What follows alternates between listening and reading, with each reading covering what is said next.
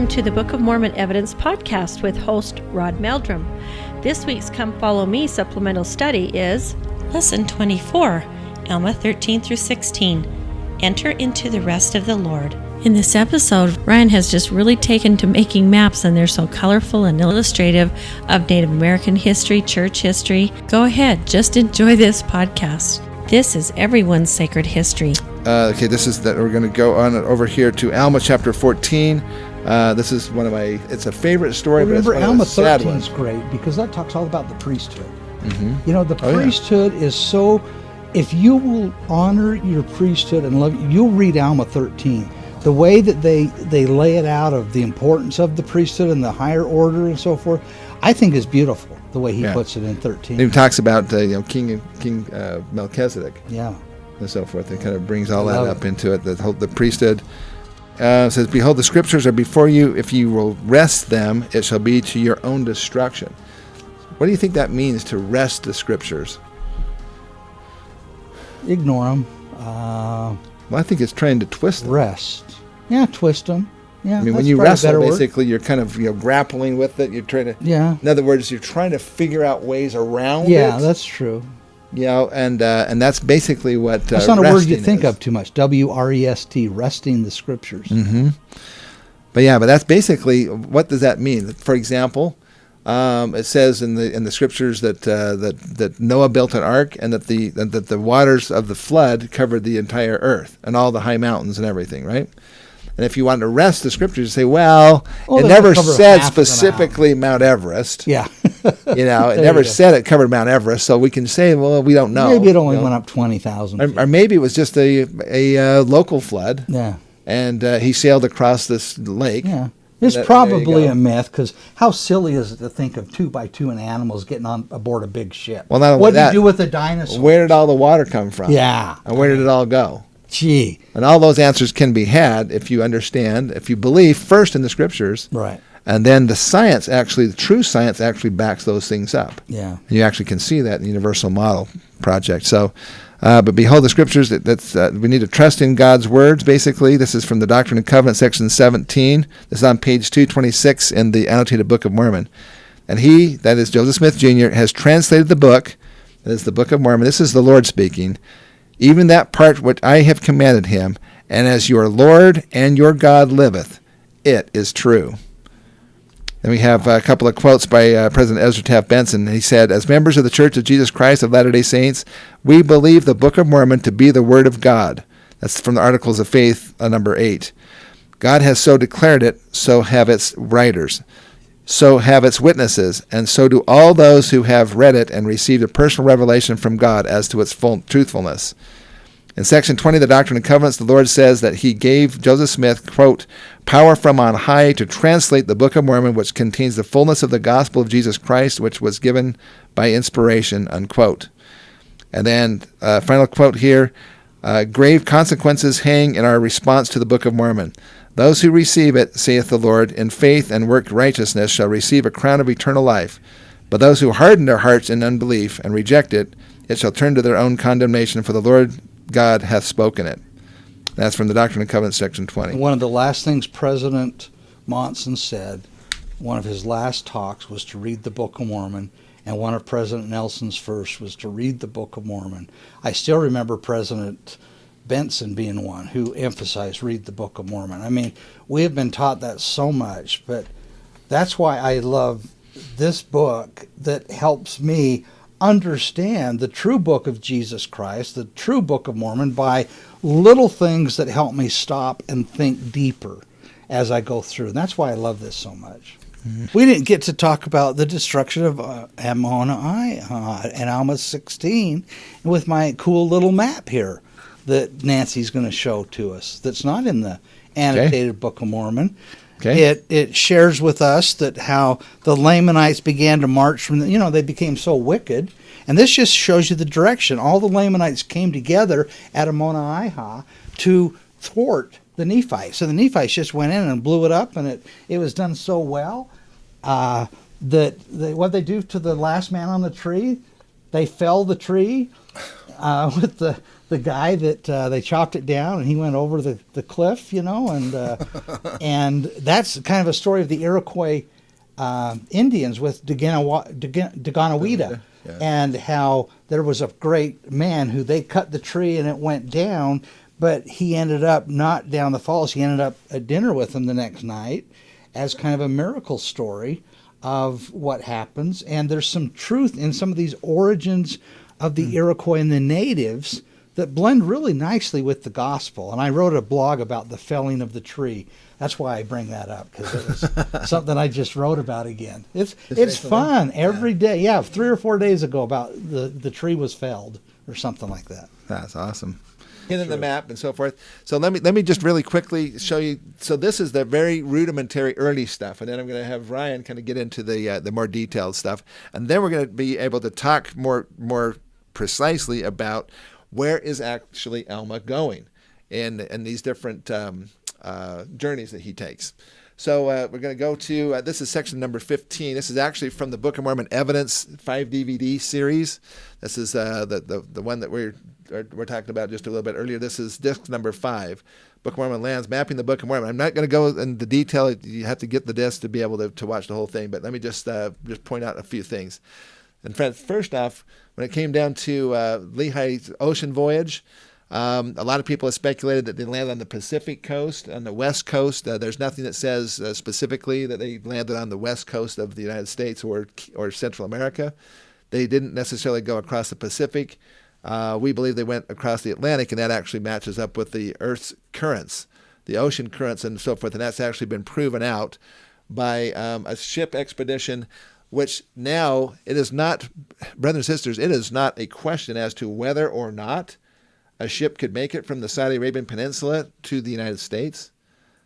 It's been done in a 600 BC replica ship called the Phoenicia Expedition. If you're not already familiar with that, there's this book right here. It's called Sailing Close to the Wind, or Sailing, Close to the Wind. This is by Philip Beale.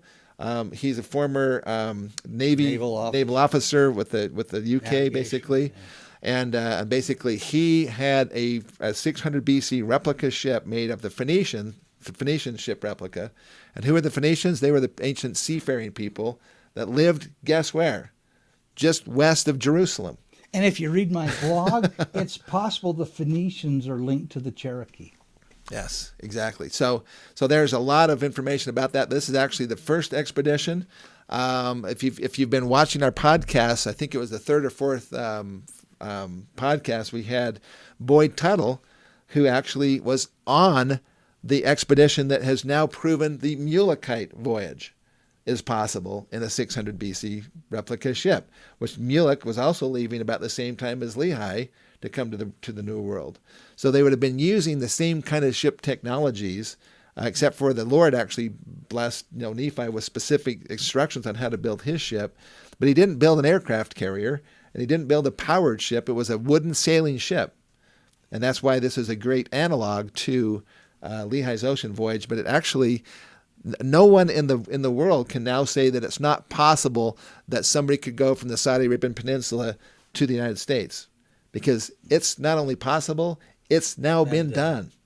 It's end of story. Cool. There is no more discussion as to whether or not that could happen. But the interesting thing is, even the very best ancient maritime historians and the people who are actually doing this, they didn't even realize what was going to happen.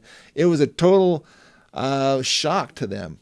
They were actually scared to death, for a good period of time, because they were actually taken away from the route that they intended to go, and that route ended up taking them right over towards America. Right.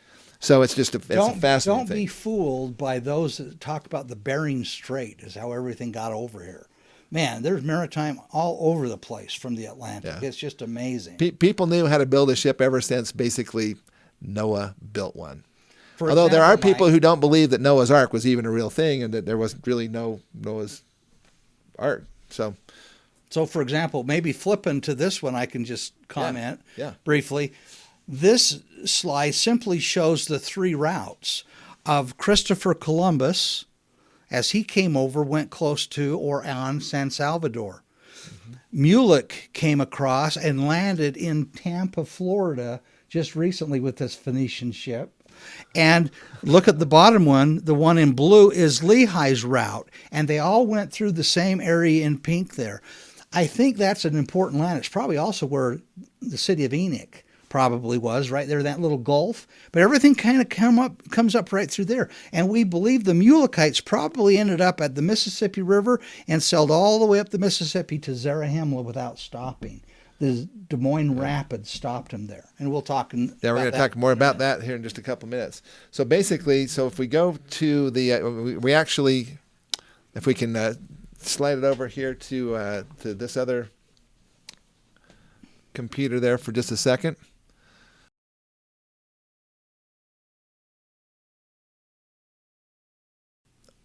So what most people are aware of the fact that that hurricanes, when they typically come into the area, they come from the south and from the east, and they come up into the west and to the north. And so we actually see that happening here. For example, this is Hurricane Hugo. You can actually see that happening. But most of the time, it actually comes up into the Gulf Coast areas. So that the geography that we're talking about, we call it the Heartland geography. It's kind of funny because people have tried to make issue about it being called Heartland, but this is normally and naturally called the Heartland of America. The people who live in these areas call themselves, this is the Heartland. In fact, there's trucking companies who are from there called Heartland Trucking, so forth. So I know people have said, well, this is a jingo thing or whatever. They're trying to just play on our heartstrings. No, this is actually accurate to the area. We've got Heartland research. We're looking all over for Nephite stuff, all over Ohio. That's right. So this is the Heartland model. Now the other thing that we talked about, how we were using the prophecies and promises, identifying the United States of America as the promised land, and then Joseph Smith was consistent with those prophecies. But then we had to look at really the archaeology. What kind of archaeology is there that might support this? And this was actually one of the early things that we found here. This is the distribution of what's called the Hopewell mound builders, and there were 4 major concentrations of their earthworks, and this is their culture. So there was one down by Florida, on the panhandle of Florida, around Tallahassee, Florida.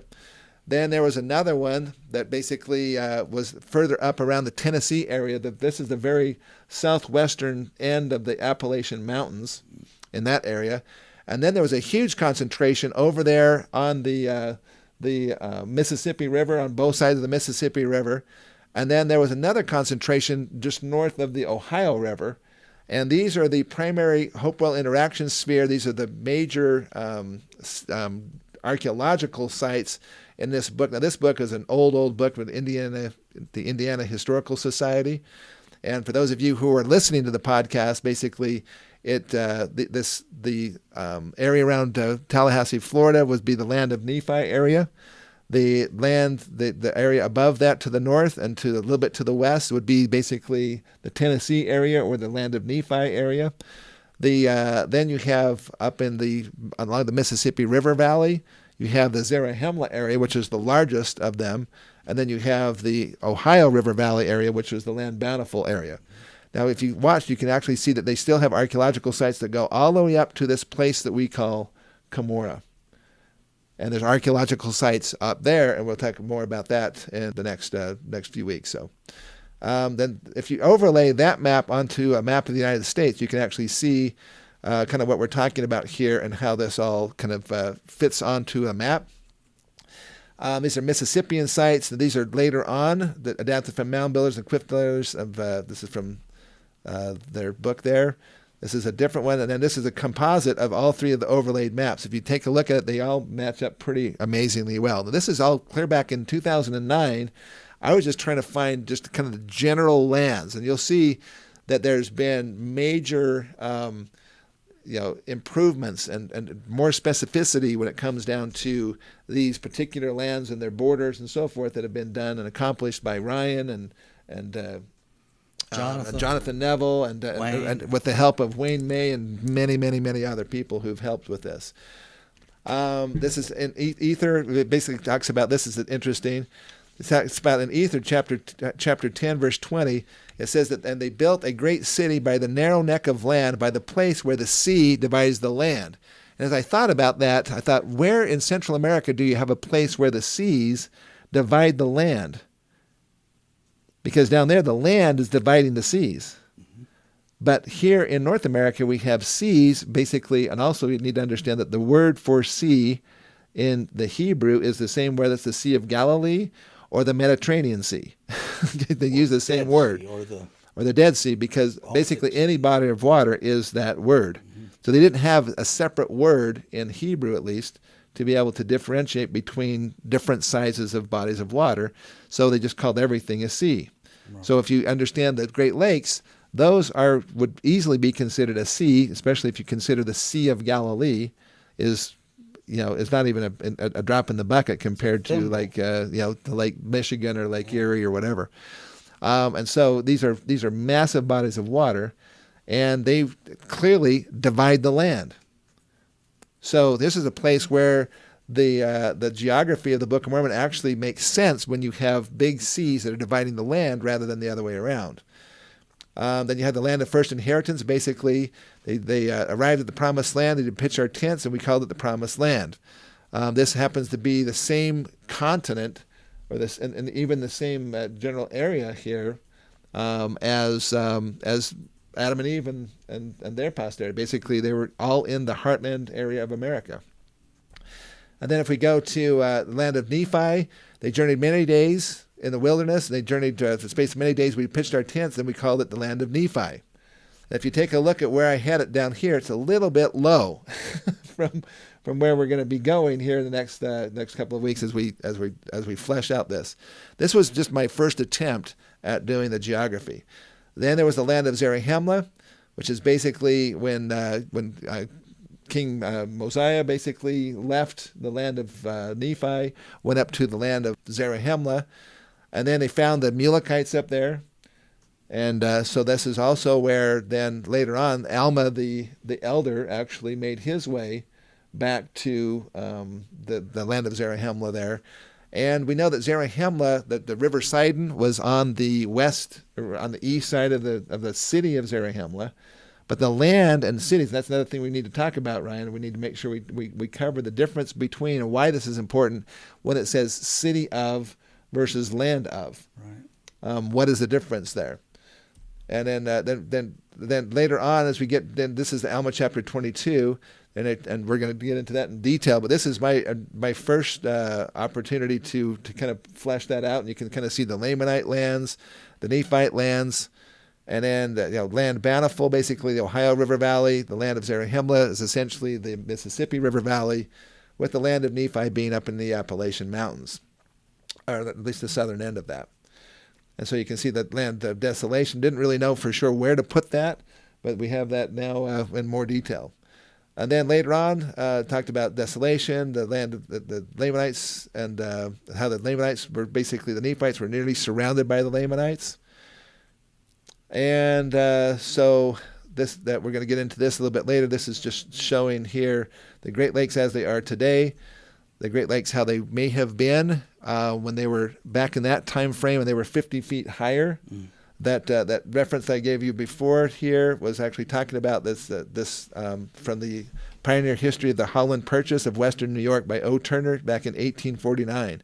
That they talk about that the remains of the native peoples at that point were almost always 50 feet above the current lake levels at that point in time, and we have the evidence now that shows that the lake levels were indeed higher anciently, and created some swamps and so forth. But those actually would extend out. This is a map I made before we knew about the Great Black Swamp and the Grand Kankakee Marsh, which is something that Ryan actually helped to discover, and it's just showing the difference there. And then finally, just going to last couple of things. I talked about a narrow neck of land in between there. But wait till you see what Ryan has discovered with Jonathan Neville and so forth here. And then there's a couple of the references here in Alma chapter 22, and then also in Helaman chapter 4, verse 7, talking about it being a day's journey for a Nephite, or a day and a half journey for a Nephite in another case. A narrow neck of land between basically a west sea and some point over on the east. And this is, again, an early guess here, the land of desolation, a generalized map. And when you understand, then we have 10 geographic map anchors back in 2009. I call them map anchors because these are things that were known either by revelation or from Joseph Smith, or from the scriptures, or also from the DNA analysis and so forth. So you can go through those 10 items there if you'd like to stop the video for a minute. Talk about a narrow pass, and it talked about being a land of liberty. And we go into all this is more detail. It's interesting also here in Helaman chapter 3, it gives 4 cardinal direction seas. He said from the sea south to the sea north, from the sea west to the sea east. And this gives an opportunity to kind of see what that might have looked like if you had, from the perspective of somebody who was in the heartland of America. These were gigantic seas, or large bodies of water, they actually called them, that are the Great Lakes that basically break into 4 cardinal direction seas. We're not going to get into this information about the earthquakes and so forth at this point in time. We're going to cover that when we get down to 3rd Nephi. But basically, this also gives us some indication of travel and distance and things like that. So we're going to talk about that here coming up. If you'd like to get more information about that, I'd advise you to get a hold of the DVD set and watch the DVD. The DVD on this is actually about almost 2 hours long just on its own. And anyway, so that is pretty much what I wanted to do. The last thing, though, about this, though, and that is, let me get to this point right here.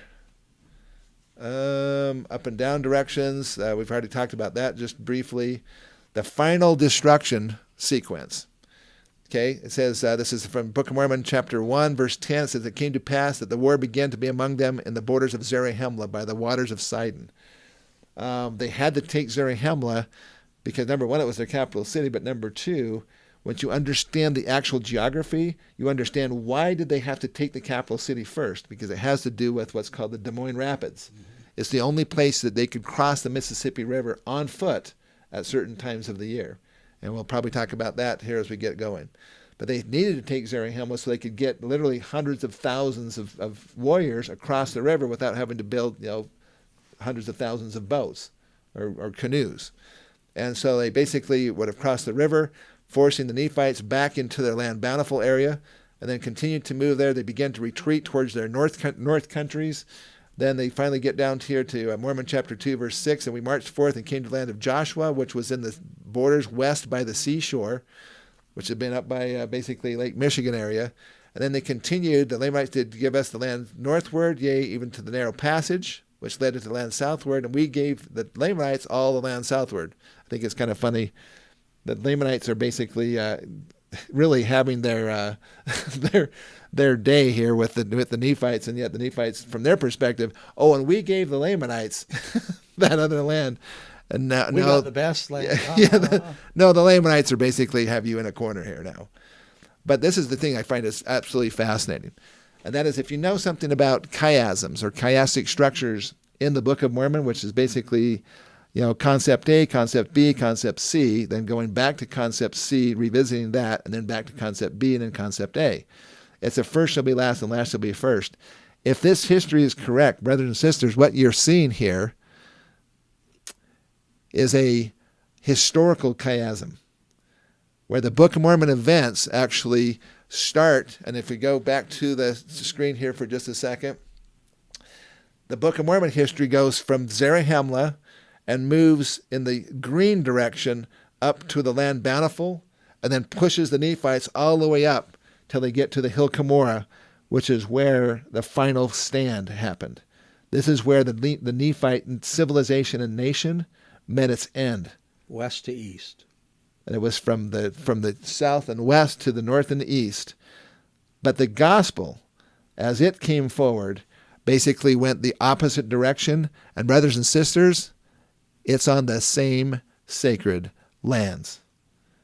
Starting from the hill Cumorah, where the record was removed, then it started to the land Bountiful, basically Ohio River Valley, where the first temple of this dispensation was built, the Kirtland Temple, and then on to the Mississippi River Valley, where the Nauvoo Temple was built, right at the same place as the Zarahemla of the Lord, according to the Lord in section 125 of the Doctrine and Covenants. I find that absolutely fascinating, that basically God's people and his culture literally go in one direction to the end of that civilization, and then that the next civilization picks up that covenant and moves it back down and restores the gospel, and then ultimately ends up out here in the West. You just can't make things up. I mean, these it's so are beautiful, amazing things. Yeah, but how many of you knew about the idea that this was a historical chiasm or a chiastic structure? It's awesome. All right, so I learned it from you. So Ryan, I'm going to turn the time over to you, because I basically want you to kind of take us through more detail as to how the Book of Mormon events unfolded on the promised land of the United States. Okay. Wow. You know, if we talk too fast, he talks 400 words a minute with Gus up to 650. That's why we got all of this material here. Wow. When he gave it to me at first, and I know you brothers and sisters out there, if you've been on a trip with him or at a conference, the guy literally can go till 2 a.m. in a home or 3 a.m. because I've done it with him, okay? There is so much information, and he's so passionate and loves it, and I've caught that passion. If you can't get that passion from this is exciting. The Book of Mormon's true. Yes. It's so cool, isn't it? So let's go to this general map. He went through very generally, that's in his book, the Book of Mormon, this one. Okay. Oh, this that one right there. Okay. It's in there. This will come. Right. Okay. That will come. Okay. But if you look now at my map, I want to give you an overall view of what he talked about, but I want to go a little more specific in some areas, okay? The overview is the first inheritance you see started around Tallahassee to Crystal River. I like Tallahassee. Wayne May likes Crystal River. They both started around 500 to 600 BC. Archaeologically speaking, okay? So that matches pretty much 5 to 600 BC for the Lehites, okay? Then from there it went up. Now there's a river there in red called the Chattahoochee, and there's one called the Flint, that both could have got them up into Tennessee and Georgia. Okay. And then... Okay, but before you jump on, though... I got a lot more to go than I know. Well, I just want to tell you, though, this is one of the coolest things I thought. When Nephi leaves the land of first inheritance, and he goes up in the land of Nephi, and he's reminiscing about his brothers, Laman and Lemuel. And he says, you know what? Laman and Lemuel's hearts are hardened just like unto flint. Yep. It's very possible that they may have been had just crossed what is known as these gigantic flint beds that basically the Flint River is named after, and also the Chattahoochee. It goes over into that area. And on his tours, you'll see them. There's flint everywhere. It's pretty cool. Flint Ridge. Yes. And then just basically you've got Alma that goes a little toward the west, and then you've got Zarahemla, Bountiful, and the North Country, which is, of course, is Cumorah. Now, I want to compare this to the ancient Hopewell Native Americans. And if you see their routes here, there's the same pattern. They go from down here, and it starts down in the savannah, down here in by Tallahassee, where it's the Whedon Creek and some other places where I have found 500 and 600 BC pottery down there that's been verified by anthropologists, that go then up into an area that's a little more fruitful, maybe Tennessee, Georgia, has some of this other maybe hiding places, because of course he was going to get away from the Lehites. So you see the two patterns here are almost identical. And do you know the Hopewell Indians just magically died about 400 AD? They look in history, 400, 500 AD, there's no pottery, there's no sign of anything going on in 400 AD. What do we know happened? Well, that was the end. That was where the Nephites ended. So that's a pretty neat history. And if you also look here, in the center of Ohio, there's the Ohio Hopewell. There's also the Adena people of Ohio. Now, understanding this, the Adena people lived probably in history around 1500 BC to maybe 300 or 400 BC, and the Hopewell lived about 300 or 400 BC, and they overlapped to about 400 AD. So the Hopewell and the Adena overlapped. They match almost perfectly. Look here in the top right of the video, or of the screen. The early woodland period, the Adena, were 1000 to 2000 BC. The Hopewell, 200 to 500 AD. And then the Jaredites and Nephites are right in there. So I believe if you'll study the Hopewell and the Adena Indians in culture, you'll see the Hopewell and you'll see the Adena in there.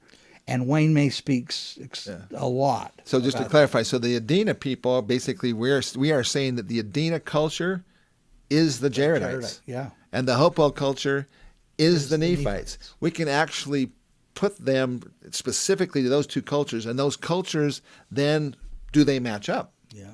And the answer to that is, oh my goodness, wait till you see. I mean, it is absolutely astounding how well they not match up, not only in time, but in archaeology, in the animals and the plants that they have, in their cultural traditions and so forth that we know of, in even their writing and things like that. So we're going to get into. And you know what else? Some people will ask us, Rod, your favorite book here.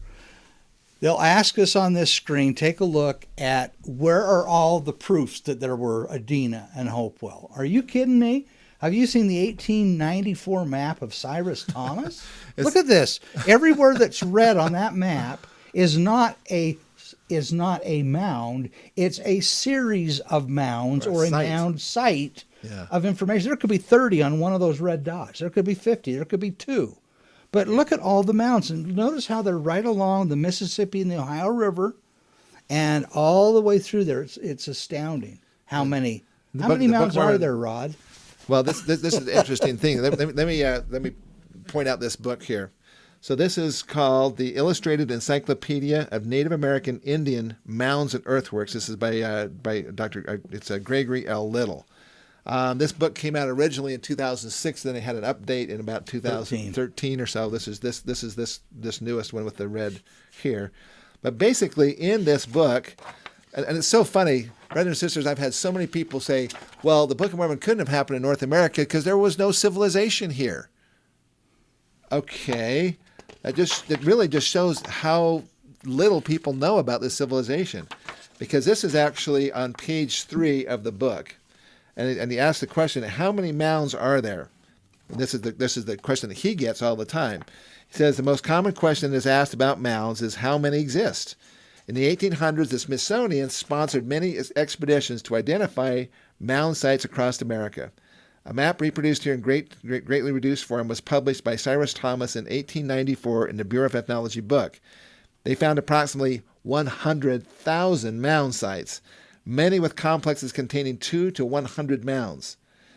The figure of 100,000 mounds once existing based on the Cyrus Thomas map, revealing 100,000 sites, is often cited by others. But that estimate is far, far too low. After visiting several thousand mounds and reviewing the literature, I am fairly certain that over 1 million mounds once existed and that perhaps 100,000 still exist. Oddly, some new mound sites are discovered every year by archaeological surveys in remote areas, but in truth, the large majority of America's mounds have been completely destroyed by farming, destruction, or construction, looting, and deliberate total excavation. You know, that sums 1 up. million sites. This is not a small podunky, civilization. This is a massive civilization that sprawled over the entire interior of America. And what would feed that massive culture? Take a look at this map. That culture, the size of the people, would need the biggest river system in the world, basically, okay, or close to. Look at the Mississippi River Valley and Ohio River Valley. Look at all the pink. These are just rivers, folks. There's no room in here for cities. These are all rivers.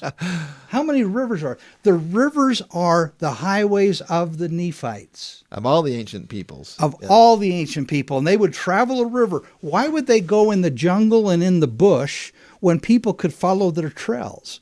Why not use the rivers that dart in and out? Why was Ammon and Limhi and some others lost in the wilderness? There's rivers everywhere, okay? But look at this set right here, and look at how the head of the River Sidon is right where the Ohio and the Mississippi meet. The New Jerusalem is right there at the Missouri, and Zarahemla is right there on the Mississippi, and anything above there are Nephites, and anything below there are Lamanites. That strip of river systems from the Missouri to the Mississippi to the Ohio to the Allegheny constitute the narrow strip of wilderness that you will learn about in Jonathan's book, Moroni's America. It's just amazing. This is kind of the overall view of what we're talking about. Now, do you see the different colors there? Those are all different watersheds. They're different geological features. They're different escarpments. They're different divides. You've heard of the Great Continental Divide? Divides, yeah. Well, there's two Great Continental Divides in the United States of America. Did you know that? Besides the Great Divide. There's the St. Lawrence Continental Divide and the Eastern Continental Divide, and I'll share with you here in a minute. But before we go on, though, let's just talk just for a second about rivers, because rivers also anciently formed the boundaries. The River Jordan was a big deal as a separation point between Israel and its neighbors and so forth. Yeah. Rivers were where people would congregate around rivers because they needed to have water. Mm-hmm. So almost every ancient city was built at a source of water that was consistent and that had settled. Clean water that they could use. So rivers is a big deal. And also, like you said, they were used as their transportation system, especially if you go back east and you go off the areas where it's just wild. You can't get through it. It is so thick. The vegetation is so thick and so impenetrable, basically, that it made it very difficult to go across land. So how would they get through those jungles of Mesoamerica? You can't even get through. There's no jungles in North America. There's plenty of jungles in Mesoamerica. You'd have to hack through a lot of stuff to even walk in there. Well, the jungles are a little bit different situation there, down in southern Mexico and so forth. I mean, I've been down in there in those areas, and it's not typically the kind of rainforest jungle that you typically think about when you think of jungle. There's parts of it that are, but a lot of it is actually lowland jungle, which is more. But the bottom line is that what we're talking about here is basically the ability to use ships and shipping. In fact, the Book of Mormon specifically talks about that they had shipping. Yeah. A lot of their stuff was done by shipping on the rivers. And so feeding all those people. Look at how much food and fish and geese, agriculture and all that stuff. Yes. John Lefgren's a good friend of ours who I'll give a little plug here. He's a PhD, lives in Pennsylvania. He's got a group called Heartland Research. Him and Wayne May are doing a continued Zarahemla search, or Zarahemla looking for, and they need money. And if you want to help, just go to zarahemlasite.com. zarahemlasite.com. Well, they need money for what specifically? They're looking for the remnants of the Hopewell, who are the Zarahemlanites, who are the Nephites, who are the Adinaites on top of the Mulekites. Yes. They're every kite. Okay? They're all over North America. Yeah, it's wonderful. Yeah. Okay? You bet. So let me do this. Let me share with you. I want to shift to one really important thing. The Native American Indians again. I have learned to love them so much. My mother and father met on a mission, the Southwest Indian Mission of 1950 to 51. Golden Buchanan was their mission president, and Golden Buchanan was the first one ever to have a Navajo family in their home in the Indian Placement Program that started there. Oh, yeah.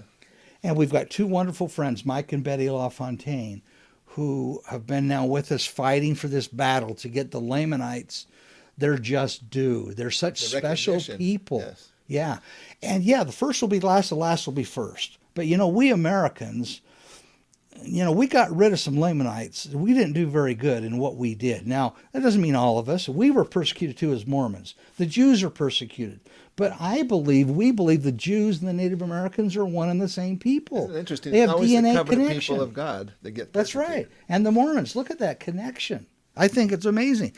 So look at this map. In 1784, everywhere in green, light green, is where the Indians lived, Native Americans.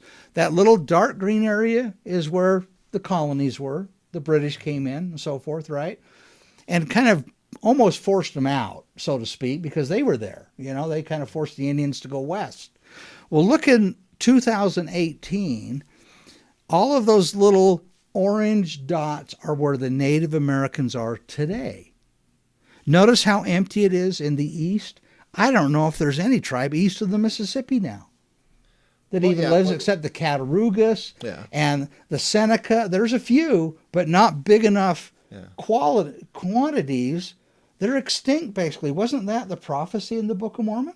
Well, basically, a couple of things. These are talking about the reservations, and the reservations are there. But most of the Native American people who are of those tribes that are back east assimilated into the regular population. That's right.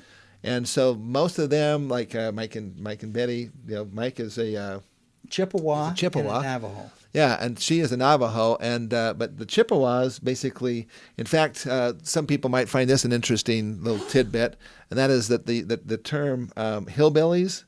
Where did the term hillbillies come from? Which is kind of a derogatory term, typically of people who lived in the South. Well, the hillbilly, that word basically came from because the Europeans who were coming into the area found the Native Americans so attractive that they intermarried easily with each other. They found the Lamanite women to be beautiful. The men were tall and handsome and so forth, and they intermarried very easily. When the Indian Removal Act happened, and they had to basically leave, the native person had to leave, but they were married to and had families with these Europeans. But the whole thing is that if you're Native American, you got to get out of here. And so what had happened is they would go up into the mountains in places what they said that even a billy goat wouldn't go, and they would go and hide their families so that they could actually remain together as families, even though they were interracial marriage going on here. And so they started calling them hillbillies. Amazing. Because they would go up into the hills where even the goats wouldn't go. And that's where Mike LaFontaine is from. He's a hillbilly. I'm just kidding you, Mike. Well, if you've been watching our podcast, you've seen Mike and Nancy, Mike and Betty LaFontaine. But I think that's They're just in Florida, a fascinating aspect. Florida. I want to point out something else there. If you can go back to the map there for just a second. Okay. Basically, the mound builder people, the Hopewell mound builder people, were primarily in the Mississippi and Ohio River valleys. And we know they were there because we have over 1 million sites that they were there. Mm-hmm. The prophecy was if they ever became unrighteous, that their descendants would be scattered and smitten and nearly destroyed, according to the prophecies. Now take a look at the fact of where these are now. Yeah, look at that. There isn't any of these tribes that used to be here, and we know from a DNA standpoint that the ancestral people to the Native Americans was in fact these Hopewell people, because they've sequenced the DNA from the Hopewell people, they sequenced the DNA from the current Native Americans. They're a match. We know that the ancestral people to most of these tribes, at least in the central part of the United States, or East even to the west, Mississippi, the Iroquois and the Algonquin are the DNA companions with the Sephardic Jews and others, Haplogroup X. Yep, exactly. We talk about all that in our other stuff. But bottom line is that so the thing that I find is interesting is that those people have literally been displaced off of their lands. They are no longer on their lands, their ancestral lands. But if you if you compare Central America, for example, who had the Mayan area around Guatemala and Belize and southern Mexico, it was the Mayan civilization.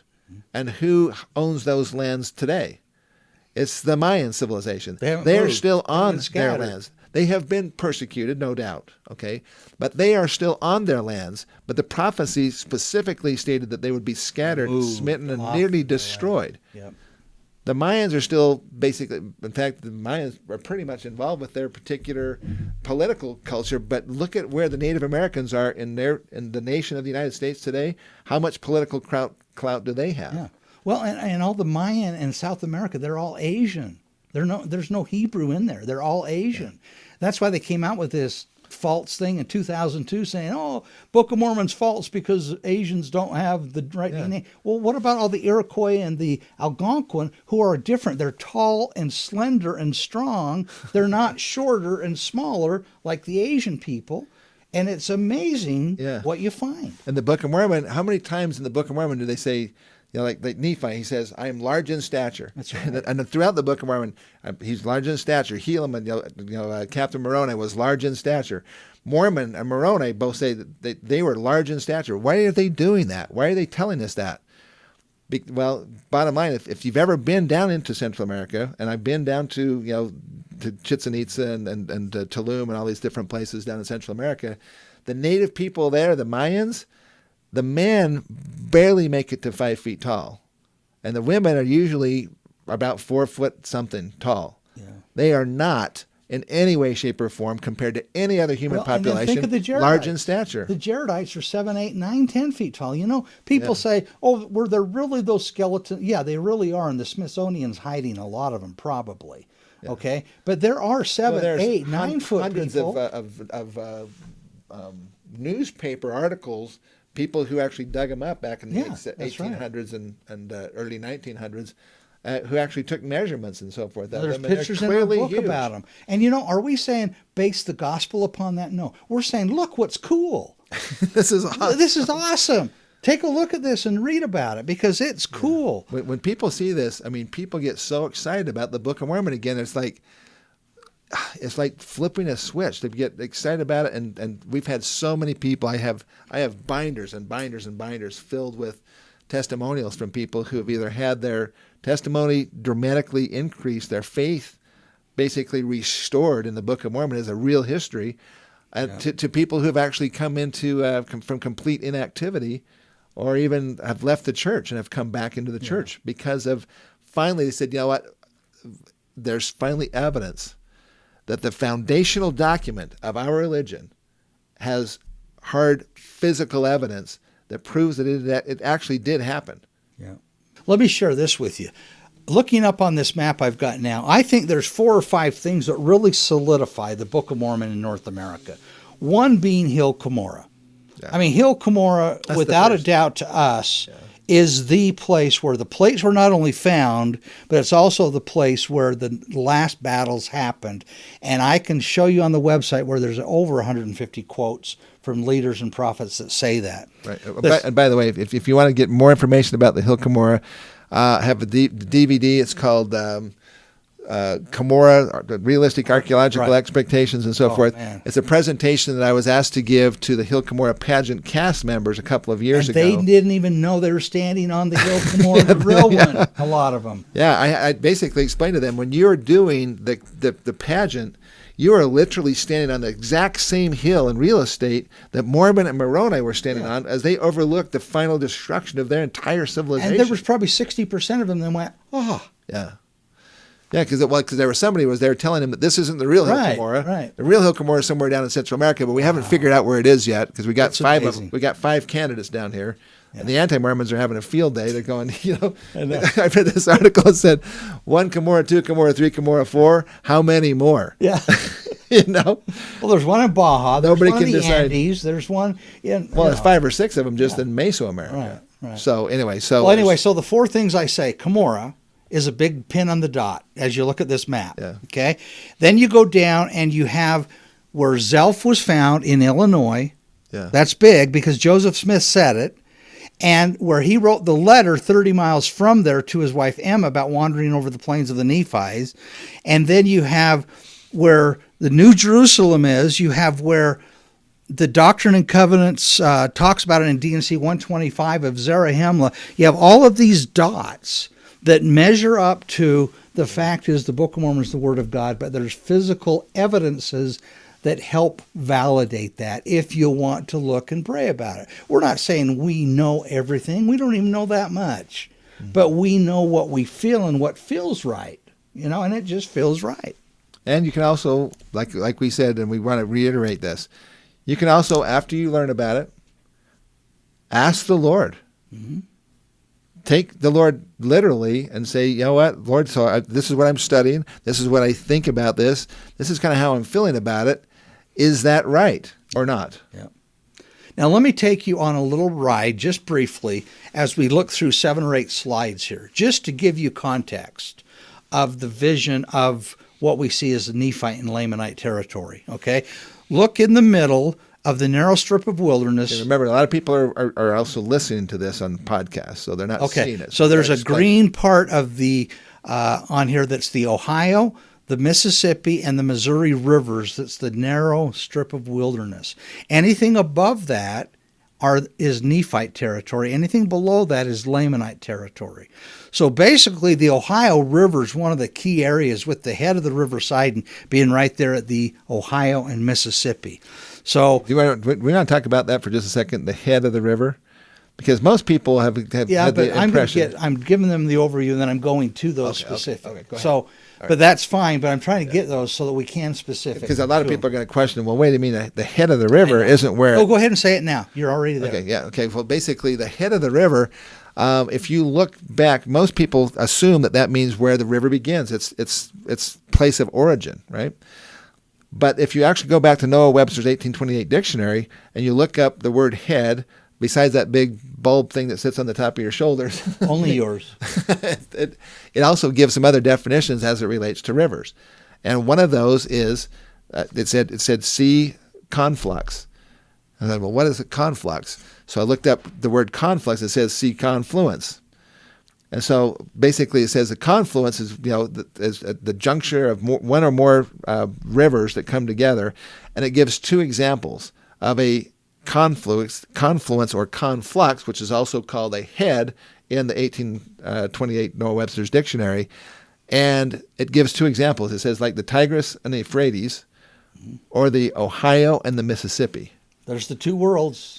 And we know that throughout the Book of Mormon, and we're talking about this just briefly too, they talk about the head.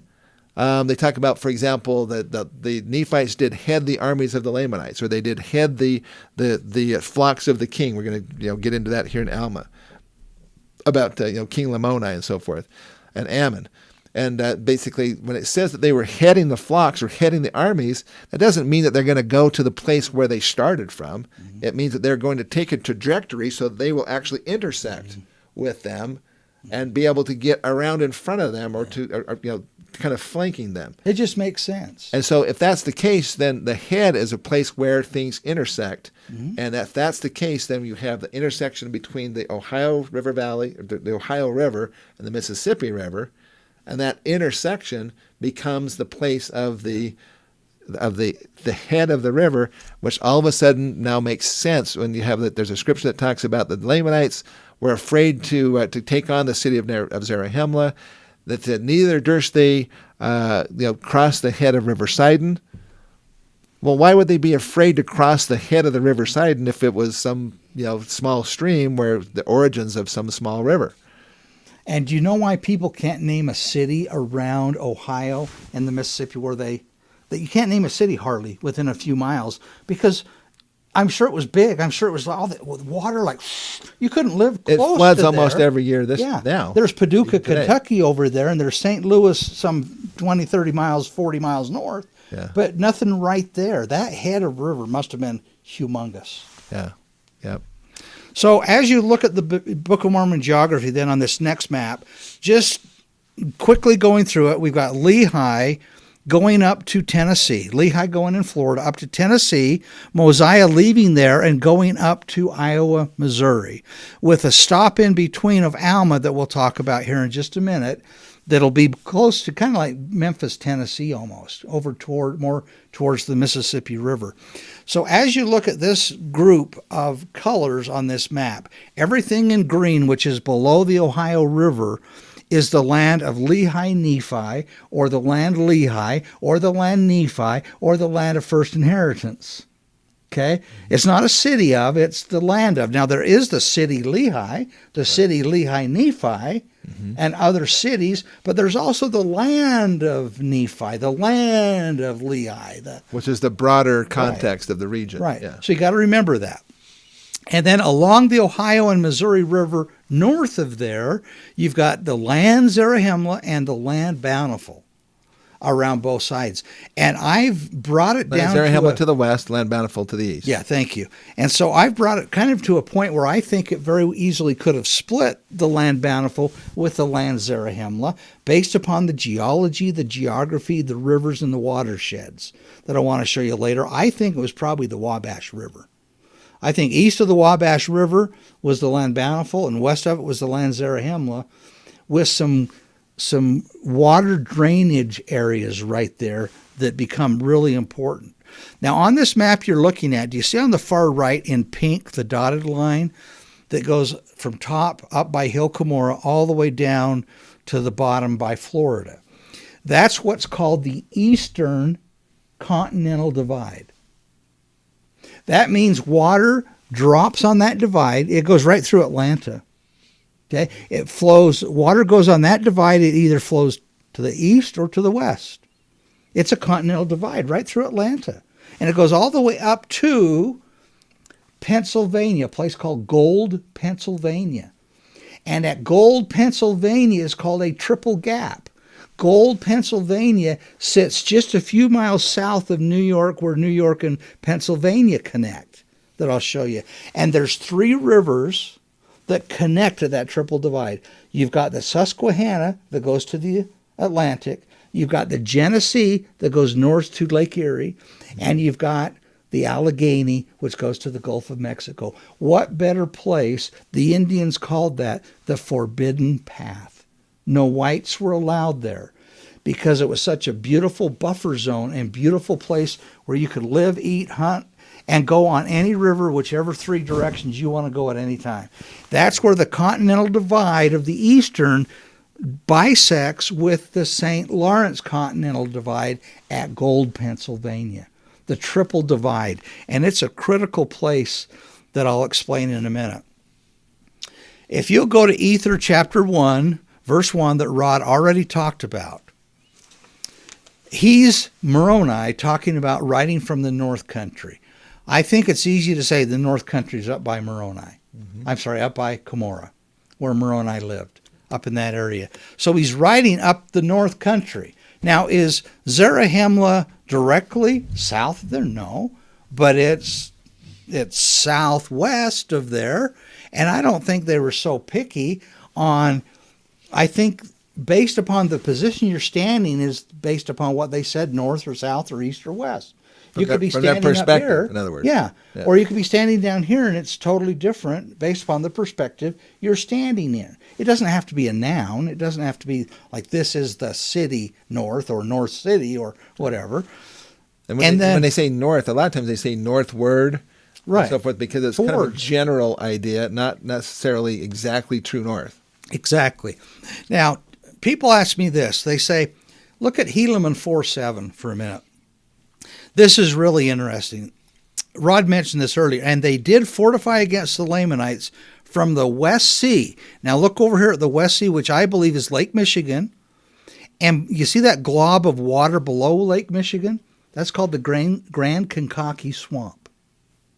That was there. That was the Everglades of the North, called early. Birds, reptiles, right? It covered Chicago. Yeah. It was beautiful. Yep. Okay, that's the West Sea, and then Helaman continues saying, even unto the east. Now, it doesn't say East Sea, it says even to the east, where some point to the east. There's a day's journey for a Nephite on the line. Now, this I think is really cool. From the West Sea, Lake Michigan, to the east, which is this area called Niagara Falls, to the neck.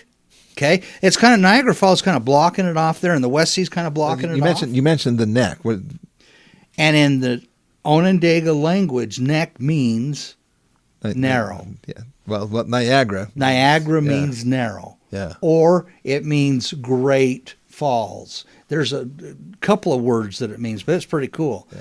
But I think the line northward to southward is seeing this yellow area up by Lake Erie, down to the Allegheny River, is a day's journey for a Nephite. It's 44 miles to go from the land northward to the land southward. Everything south of the Allegheny River is the land south. Everything north of the Allegheny River up to Lake Erie is the land north. And that becomes the area of a day for a Nephite. And I've got another one that's a day and a half for a Nephite that I'll share with you. Did you talk about the extension there of the sea south? Not yet. I haven't got to that yet. Okay, all right. There's so much to go. But before you leave that slide, though, you're showing it there in that slide. Just really quickly, what do you think about? Do you want to talk about that now or not yet? Not yet. Okay. There's so much to go through here, man. Because I tell you that the one question that everybody seems to have, if it happened in North America, where's the narrow neck of land? Yeah, we're coming. And that's about that once. I know we did, but that was let me talk about it too. Okay, you take all the good stuff. Well, that's why I wanted to go into the specifics on that. But you talked about the Grand Kankakee Marsh. Yeah, well, that's not even close to the narrow neck of land. Okay, it is close to the narrow neck. Okay, all right. But people don't realize there are three necks, just so you know. There's Hueys, there's Louis, and there's Deweys. No, there's three necks in the Book of Mormon. There's the small neck of land, which is different than the narrow neck, which is different than the narrow neck of land, which is different than the narrow strip of wilderness, which is different than the line fortified, which is different than the line bountiful, which is different than the narrow pass, which is different than the narrow passage. Get my point? There's like 10 of these. They're all different things. They're named differently, yes. That I can show you on a map like this. That's pretty cool. Okay? And I'll maybe have time to walk you through hold this. That while you want to. But no, let's. Okay. All right. Let's go through the slides. I don't have to hold something. So here's an overview for you, folks. This will tell you every neck, narrow, whatever, where we feel makes sense that these things happened. Narrow places. And you can get this. Just send me an email. I'll give you this free. I'll just send a copy to you, a PDF of it. Okay? Rian Nelson at AOL.com. Okay? Rian, R-I-A-N, Rian Nelson at AOL.com. And you can get one of these maps. But I want you to understand the directions of the Nephites, like Rod and I talked about earlier.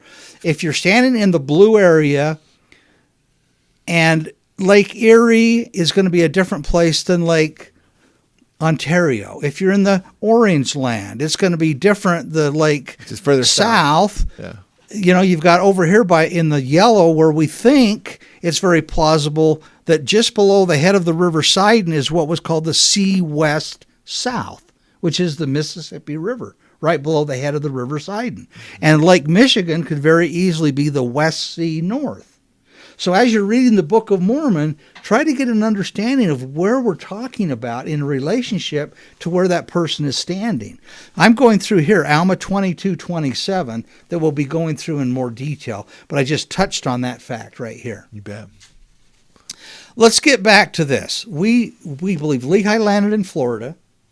Where do we think Mulek landed? Well, it's possible Mulek could have landed up by the St. Lawrence Seaway, that he could have come over that way. The waters are not going the best way, and the winds are not the best up there, but I know Wayne May really likes that. So I put a lot of credence on the fact that Wayne May believes something because he knows his stuff. Okay? But I think after reading Moroni's America, I feel more apt to probably say that Mulek landed at the Mississippi River, which was 400 miles from where Lehi landed, at the Chattahoochee or the Apalachicola. Essentially New Orleans today. Yeah, which is New Orleans. So if you look on the map, the pink is starting at Apalachicola by Tallahassee, Florida, and it goes all the way north up to this green area that I call the City Nephi. That's the Unicoi Gap area. That's another, remember the triple divide I said where three rivers flow out?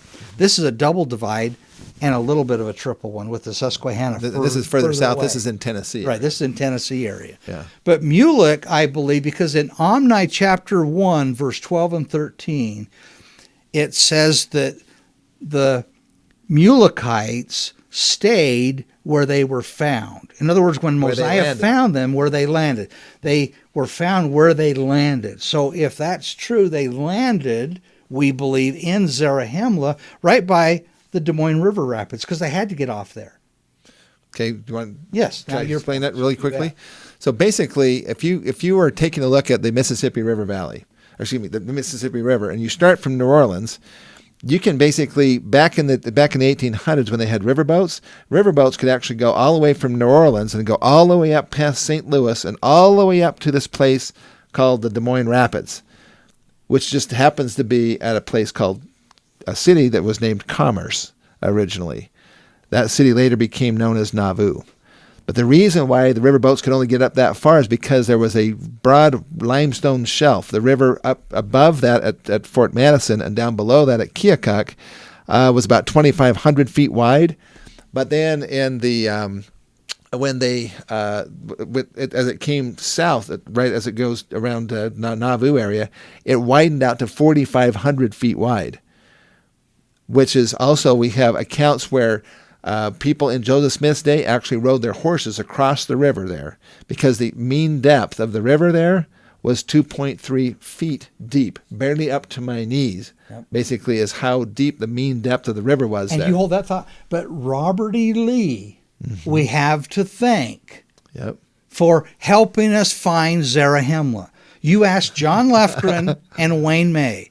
They'll tell you that Robert E. Lee helped us find Zarahemla because Robert E. Lee, just 3 years before the prophet went through that area, he had completed a survey map of over 15,000 soundings, which are specific points. And he showed a place where you can cross from Nauvoo over to Zarahemla by walking 3 or 4 different places. And we're looking in that area for that proof, zarahemlasite.com, to help donate to that. Okay. In fact, the river was so shallow that they couldn't get the river boats, which only needed about 6 feet of depth. I mean, that's why they call it Mark Twain, because they would take a stick and they would stick it down in the river. That's where his name came from. Actually, Mark Twain, who was Samuel Clemens, was his real name. Yeah. And then he changed his name, or his pen name was Mark Twain because he was a riverboat, worked on the riverboats basically, and they would have a big stick. They'd stick it down, and the sounding marks. If it was 2 yards tall, if they could stick it down that far, that's how deep the riverboats were. So about 6 feet of draft is what they had to have in order to make it up there. And that rapid didn't have 6 feet. There was nowhere they could cross. Later on, they decided they were going to actually, dynamite a path through that limestone shelf that goes across there by Nauvoo, which also, by the way, made it a swampy area. That's why Nauvoo was a swamp. Yeah. They had to cut through that and drain the swamps to get it out, right? Well, the bottom line is that also created a opportunity for the saints, because when the riverboats came up to Keokuk, they would offload, and then on the Iowa side, they had to go clear around the bend of the river. But if they instead were on the Nauvoo side, it actually cut off about 10 or 15 miles of travel, and they could actually do it cheaper and move the goods from the riverboat there in Keokuk up to Fort Madison. They could put it on another riverboat. They could go another 180 miles further up the river.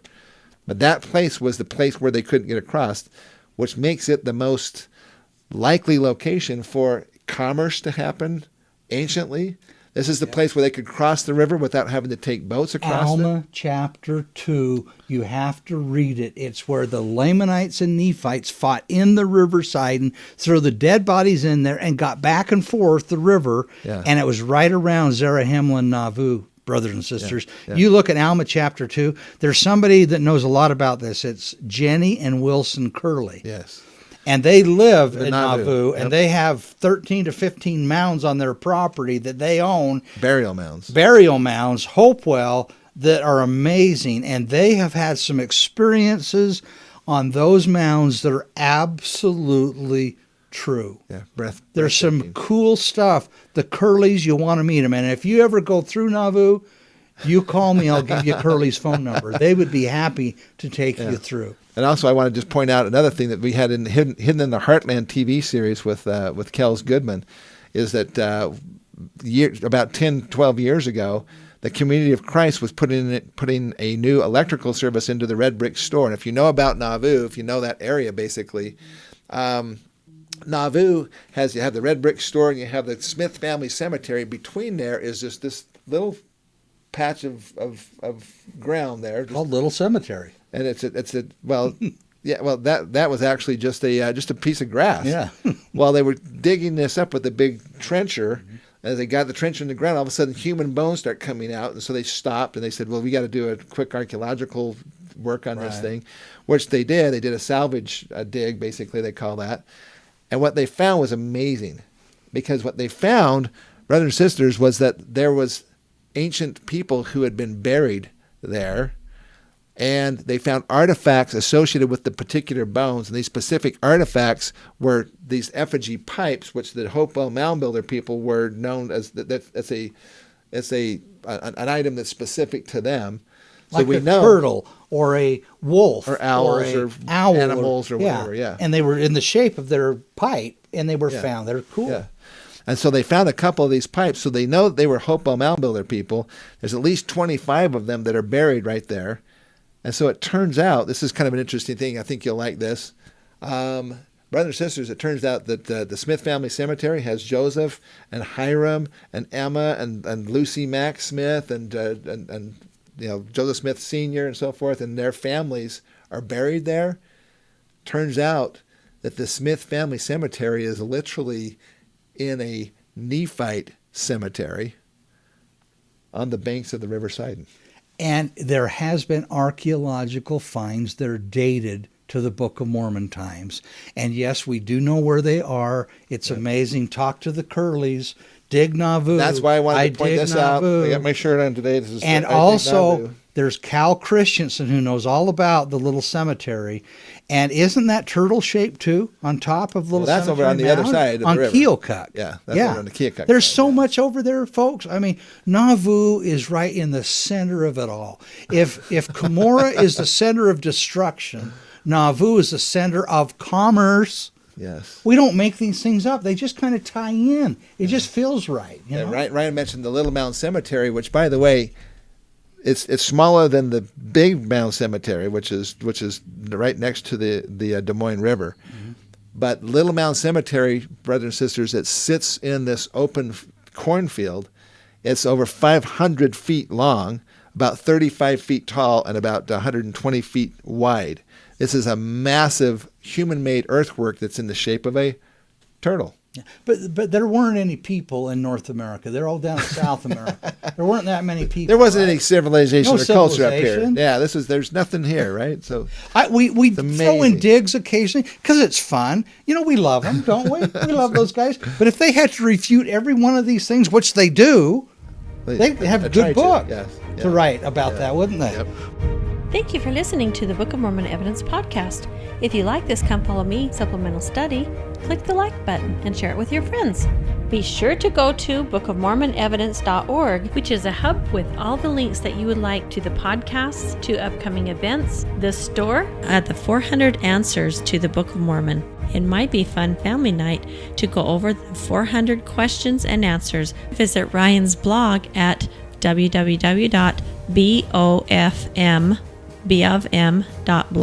Our streaming site now has over 100 new videos from our virtual expo, bookofmormonevidencestreaming.com.